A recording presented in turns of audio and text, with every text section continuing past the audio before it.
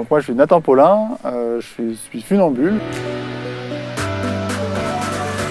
On est chez moi où tout a commencé. En 2011, j'ai mis une slackline derrière la maison, des slacklines de plus en plus longues, et puis à la fin, quelques mois après, je traversais une slackline de 130 mètres. Et aujourd'hui, j'ai plusieurs records du monde.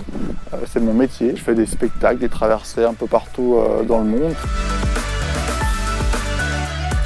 Alors la slackline, c'est marcher en équilibre sur une sangle qui fait quelques centimètres de large, qui n'est pas stabilisée, qui est tendue au début entre deux arbres. Et quand on est dans le vide, on appelle ça la highline. Quand j'ai commencé, le record c'était une centaine de mètres. Aujourd'hui, c'est 2 km 240 que j'ai fait depuis le sommet du Mont Saint-Michel. J'ai fait beaucoup de records et aujourd'hui, mes projets sont plutôt esthétiques. Je cherche à faire des belles traversées, des spectacles.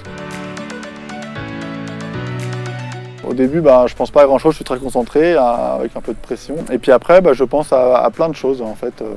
Déjà, je profite du lieu dans lequel je suis. Quand c'est difficile, j'essaie d'aller chercher des pensées positives. J'entends ce que les gens disent.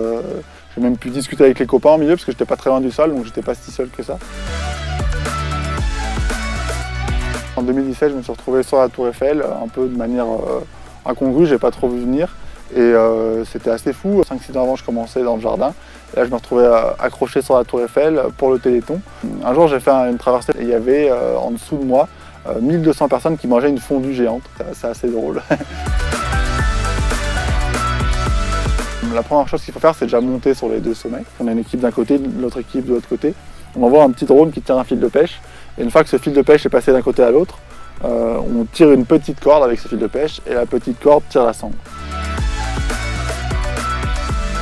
Le village de Reposeur, c'est vraiment, j'y suis né, j'y habite encore. J'ai ma mère qui est là depuis 12 générations. J'ai beau voyager partout tout le temps, je suis toujours hyper heureux de rentrer.